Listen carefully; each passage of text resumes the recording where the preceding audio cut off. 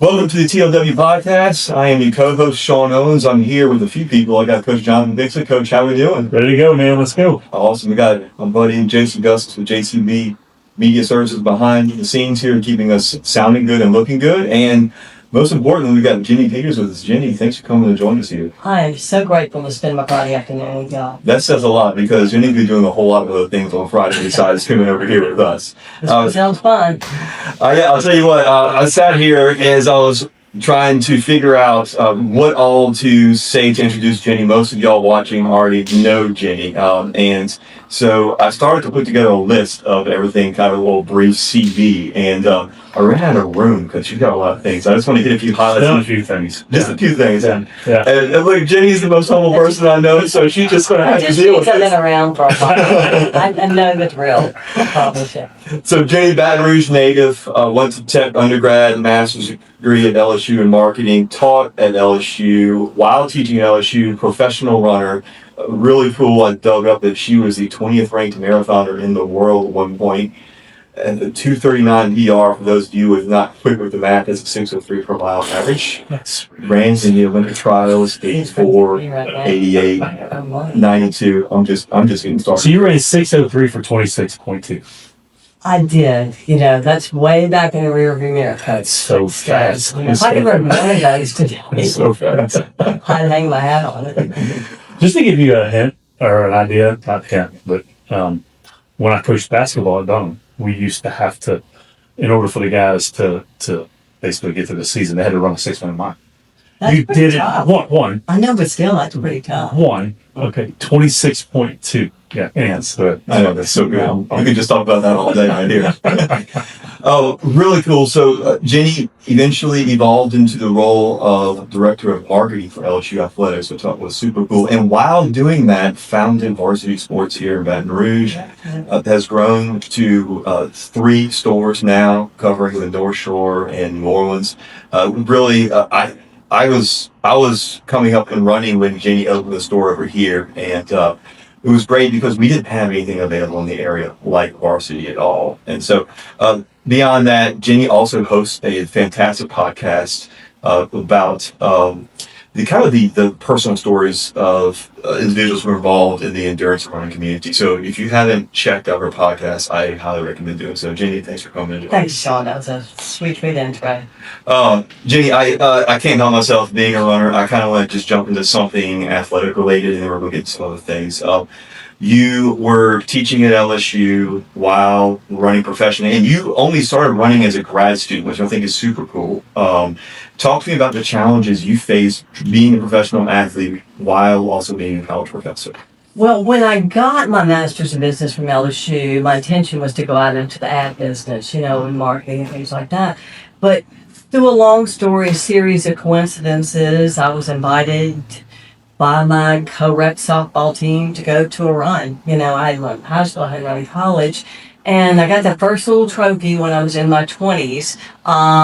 And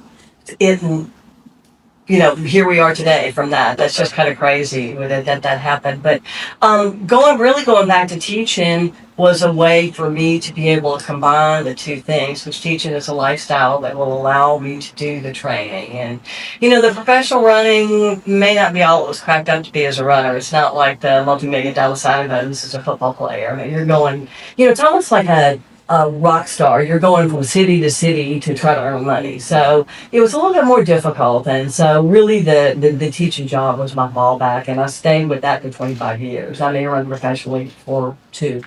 Very cool. Yeah. Did you teach to run? I taught to run. That's what I'm Yeah, saying. Coach, that's exactly what I did. Okay. I paid the bills with that. I tried to do it one time, just running, and I was on like the national team. So there was some stipends and stuff, but every race, instead of being fun, it was like, okay, this is the couple $1,000s I need for my mortgage, or this is the because it wasn't the big bucks. If I could Right. tell you as much money I made a year, if I made $15,000, I was probably pretty good. Yeah. And that was back in the 80s too, so anyway, it was, it led me to a job that is just, to have spent 25 years teaching marketing at LSU is, one of my dream jobs, which I've had 3 of. All 3 of my main jobs have been, oh my God, can I believe I did that? I love your journey. I think it's super cool to look at how diverse it's been along the way. Yeah, but just to think about the fact that you taught to run, but you love teaching. Isn't that something? That's pretty cool. It really was. But, running became that fun again. I could go to the races. If I won some money, it was great. But, Monday morning, I'd be there at 7:30 in the classroom, loving the people. And that's ended up being nice for me because think of 25 years of teaching people in marketing, because one of my classes is what everybody had to take. It's Right. 3401. And so all the business people now, 25 years later, can you imagine the Baton Rouge people that have come through my class? It's like, oh, you taught me in LSU. And, I'm the president of this bank, and, I'm with this, and I'm with that, and all of this is in that. Probably took my 3401 class. So No doubt. instant connections. So let's pivot for a second. So you then pivot and take a position with LSU Athletics as the director of marketing. Isn't that something? The thing is that the timing was such that Skip Bertman, who we all love, and Coach Bertman became the athletic director, and he's real conscious of promoting the minor sports because when he was at first coach at LSU, he had to pull out all the tricks to get people to Right. play LSU baseball. Right. He'll be the first to tell you. So he came along at a point where, believe it or not, LSU Athletics were the few schools that were sued for Title IX violations, not being equitable to women. So he pulled me across campus, having known me for sort of my kooky brand and lifestyle, to execute his type of marketing. So that was kind of it. He hired me mostly to do the women's sports, but eventually evolved into, the all-consuming all the sports. But he's such a good guy. He wants to do the craziest thing. And let me give you, for instance, because we're both kind of mavericks, and I guess I'd probably be called loose cannons in the lake department. If I'll be honest, you all call me that. Just for instance, one thing we wanted to highlight, there was a superstar pitcher named Brittany Sneed that pitched for softball team. She was fabulous and she could pitch and everybody knew her. And Coach Bertman said, Sneed is so good that none of my guys could probably hit her. Something like that. Right. So we came up with this plan to get Wally Pano, God bless Wally, to come into the PMAC. And this is during a basketball game. This is not outside. And Brittany was going to pitch from the distance that two pitches away to Wally and see if he could hit it. Can you imagine what the risk management people said when they saw us doing that? Oh my gosh. Wally was supposed to sort of take it easy, but you can't totally take And there are people in the stands. Oh gosh, yeah, this was a basketball game. Halftime of the basketball game. Right. So Wally's swinging away. So anyway, Don't bring me back. This sounds like a lot of fun. it was just edgy, So, from there on, promotions at LSU basketball, baseball, softball, football. Football didn't have to be edgy, it was edgy on the field. Anyway, that was a long story to say. Coach Bertman and I took a ride together, and when he left out. That's awesome. So your favorite part of that job and your least favorite part of that job? My favorite part was going to all the sports as a job. Okay. Right. I'm a sports girl. That's my nirvana. The least favorite is college athletics, bureaucratics. When you've kind of been your own boss and teaching it's tough and tougher today. And it is a business. It is a business. I love it. It is a business. So in 2000, you recognized the need for a running store.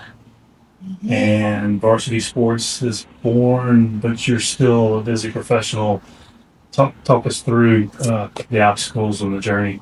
As you're seeing a pattern, I can't say no to myself. It's just, one of these people, if there's an adventure and it's entrepreneurial adventure or a job that sounds fun, I'm going to go for it and sift out the details later. And thank goodness the Lord above has decided the details can be worked out, and He's been behind me somehow, pushing me along the way. But I had become less competitive running. I was getting free shoes for most of my career, and I wouldn't get the free shoes anymore. And the little house on Perkins Road that's now Varsity Sports was actually a screen print shop that I was in partnership with James Swift. So we were doing dream silk screens there. Come to find out it was zoned commercially, and that's a whole different story on how it could be spot zoned commercially. So the 30-second story is we said, let's just try it. We will do, it didn't matter how good it did. We could get our shoes for free. And, what I did, I think, was kind of innovative from an entrepreneurial standpoint. is I picked 20 people in Baton Rouge that I thought would be real influencers and that were my friends that would probably like to do that, and asked them for an investment of $5,000 each, which doesn't sound like much, maybe a little bit more then, to be a part of the store. And, if I asked 25 people, 20 people said yes. And, so, I raised $100,000 with that and, probably about 2 weeks. So Wow. the rest is history. So we've had a good journey and have been great partners along the way. Biggest obstacles at the beginning outside of raising money didn't sound like it was a much of an obstacle. Was not at all. I never had to take out a loan on Varsity Sports, which is nice, which is not many That's people can say. The biggest obstacle is my own enthusiasm, and anybody that knows me will tell you that. It's just, I will go impulsively into something, and like I say, the details will take care of themselves. So I was real naive going in, thinking all of this is going to be easy because of whatever, like a lot of people do. But, if entrepreneurs are watching this, I don't think that's a bad thing, No. because taking chances is not always comfortable, Right. but you've got to take those calculated risks. So my own enthusiasm is, if I could tell you all the mistakes I made the first year, but it worked out. We found a way to work through those mistakes, and that really probably is the biggest obstacle. It certainly has worked out, for sure. Yeah. But sometimes it works out that way. You don't, when profit is not the main ambition of your business, it sort of takes care of itself. All right, so y'all opened in 2000. It wasn't until 2007 that you left LSU? Is that about right? Yes, I think that's about right. That was when we decided to open a store in Vanderbilt, Louisiana. Same little house type of thing. So it's kind of, and Coach Bertman left, Yeah. again, I got to ride off on the horse with him because nobody else would put up with me in the athletic department. I find that hard to believe. It was fun, but that was the good timing with the new store, and Coach Bertman's leaving too. So, one of the things that we've talked to some of our other guests we've had on that have gone through the process of expanding is the challenges associated with expanding. And if you wouldn't mind just giving some of our viewers what a glimpse into what that looks like, especially from the standpoint of someone who is legitimately everywhere in the community. I look at, so I coach at Dunham, and y'all sponsor Coach Dublishan's Roundtable Run. Every single race T-shirt I have, even bike races, which aren't even running races, have a Varsity Sports logo on it. So you're involved in so many different people. As you're involved, you're so busy and you're scaling. Just like I said, if you can just walk us through a couple of the different obstacles you faced, and I don't know how you continue to stay optimistic and overcome them. Well, number one, your comment about community, Baton Rouge is so important to me. I think, like so many of us, that Baton Rouge has got such potential, but sometimes it gets in its own way. And anything I can do for community, I'm going to do it. I'm one of the people. It's hard. I'm hard to say no to others. And again, I don't mean that in a cocky way. It's just, I love community, so anything I can do. But it is interesting when you try to scale. You watch Shark Tank and other entrepreneurial books or comments, and you talk about scaling and how important that is. But scaling has got its tricks because you want the growth, but you don't want to lose the personal touch. Right. I can't be everywhere, and I want to be everywhere. And it's not that it takes me, but it takes a person with my heart. And lucky enough, all the people, you ran with Jimmy Wiggins. The two managers at my two stores now are people that have come up the ranks with me. They've worked for me for 10 years, and they love the brand, and they understand my heart so well that they've just taken it to other places. But that's the hardest thing about growth, is you want to be everywhere, but you've got to have a presence there as well. Right. You've got to have that same feeling in each one of the stores, or at least I do. It's really make not. sense? That makes complete sense. And I 100%. can't believe you mentioned my name and company with Jimmy. Jimmy, if you watch this, we can all agree that I ran a lot further behind you than with you. So, yeah. Jimmy was fast, but you were too, Sean. Well, I appreciate that, Jenny. I talked to Gino Marino, Oh, Gina. right? And have asked him multiple times, why do you not have another location? And his answer is the same every single time, because I can't be in two places at once. So I understand the shoe industry is a little different than the restaurant industry. Well, it's a lot different than the restaurant industry. But from a standpoint of being in two places at once, it's really not. So did you struggle with that? at all? I did. Particularly in New Orleans, I actually got we went to New Orleans in 2010. I got a condo in New Orleans so I could go back and forth, and I was there 3 times a week, and I did a running group there.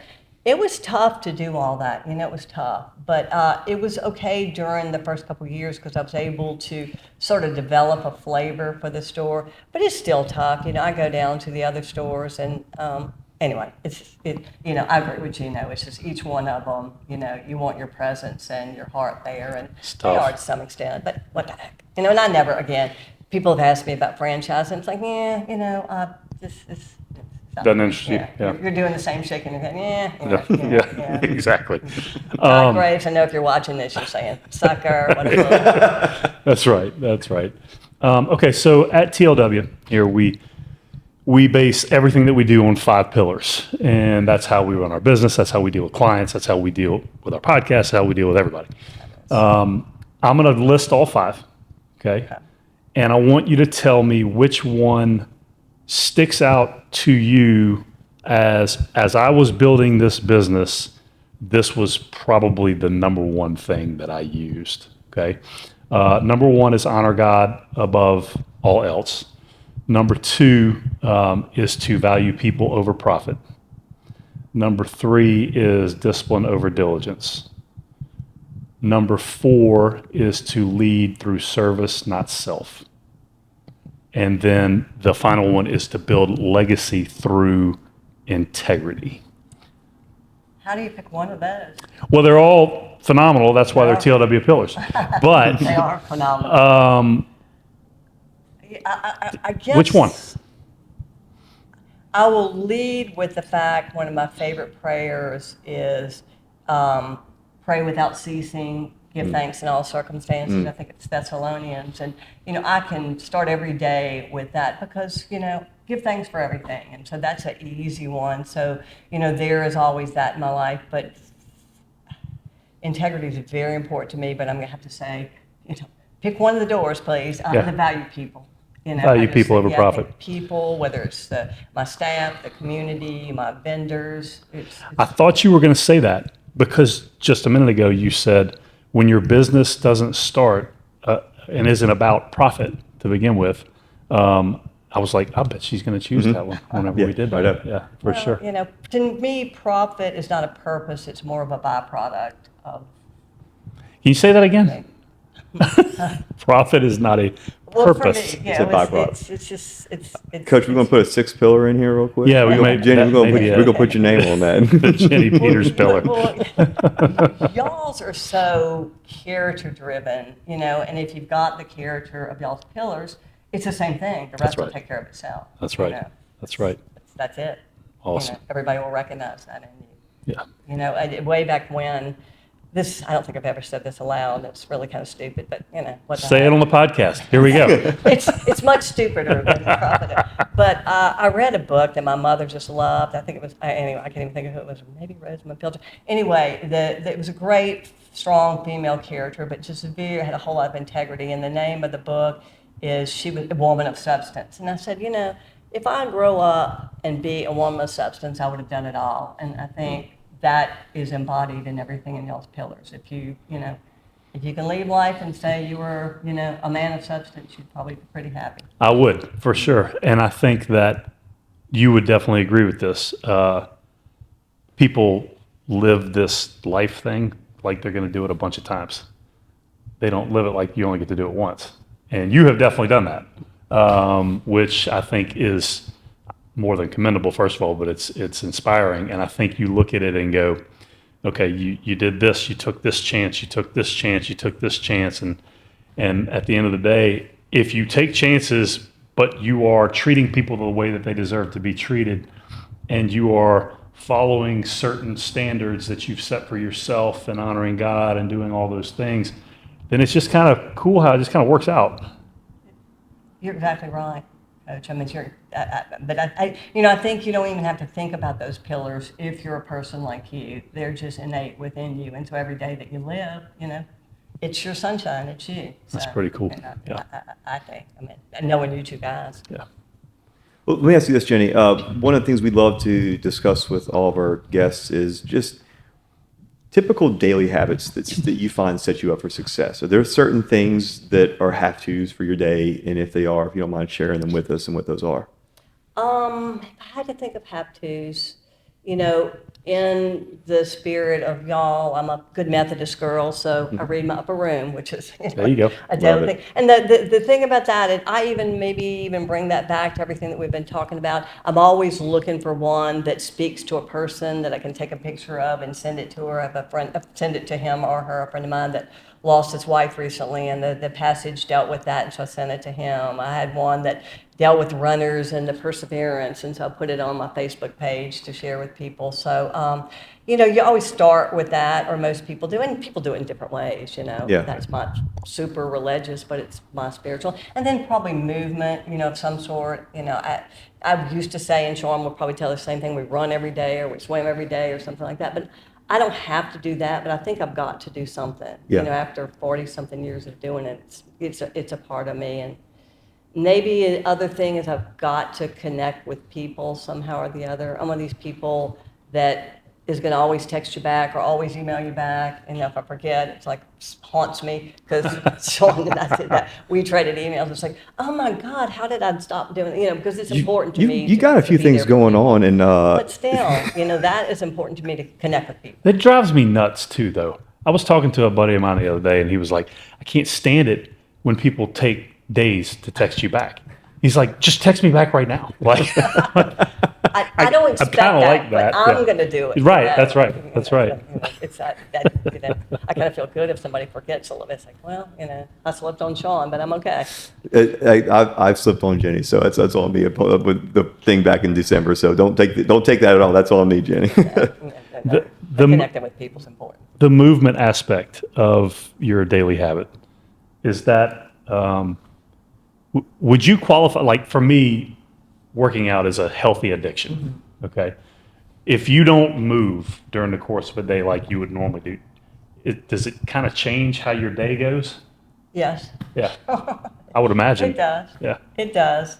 I had a couple of my podcasts, I've had people that have trouble with drugs and alcohol that have gone on to be ultra runners or, marathoners, just a varied things. And, I asked them the typical question we all ask, have you replaced one addiction with the other? And both of the two people that I'm thinking of said yes, but, there's a real positivity in everything I'm doing. I'm helping myself, not hurting other people. So the answer is yes, movement's an important part of my day. And if I don't have it, I feel different. Okay, so we're going to ask you a question. I think this is the first time we've asked this question to any of our guests. If you could give advice to a busy professional who is contemplating changing careers, what would it be? Since I've hopped around it, well, I hadn't, I've kind of done a continuous cycle, I guess, rather than hopped. I would say that changing jobs is growth, and growth is not always a comfortable thing, but it's something that you do. And I think some people think, well, I'm running away from a job, and I think I would say, don't think about running away from this career, running towards something That's that right. you think will improve your life. And I think it's, if you think of it that way, because, gosh, I value diversity and just, changes. I'm one of those people that is not very rigid. The more creative and the different adventures. People that run with our running group, I probably drive crazy. I can't run the same route, twice in a week. It's something different every day. So anyway, that's my preference. I think people would enjoy life if they embraced, change is good. You stay out of a rut, right? And there's a challenge, right? Such fun. yeah. Yeah, there's so much adventure in life. Just got to grab it. I think our favorite question that we ask all of our guests, we're going to go with right now. And it's been fun seeing how everybody's come up with a different answer for this. And whenever you agreed to come on, the first thing I thought was, I can't wait to see how she answers this. If obviously 24-year-old Jenni Peters right here is talking to 18-year-old Jenni Peters and giving A long time. 18-year-old Jenni Peters just one piece of advice, what piece of advice? You can only give one. Only one. I'm sure several people have said this in one facet or another, but don't feel like you've got to have it all figured out, because things are going to change and things can change on a dime. And I'll tell a quick story. It's a long answer to a short question because it comes to mind right now. Is I was speaking at Career Day in Covington last week at St. Scholastica, excuse me, y'all, SSA. And they asked me to be the keynote speaker, and Gail Benson had been the person the year before, so it was a big shoes to fill. Nice. Anyway, I cut to the chase on it because I wanted to tell them, you're sitting here at 17, 16, and ask them, talk out loud about what you're going to be. What do you see yourself doing? Where are you at 35? What are you going to be? And I want you to say that out loud to the person next to you. And think of me when you're 35 and see how far off you were from that thing. And the reason I say that is that I actually went to LSU Law School and I went to grad school.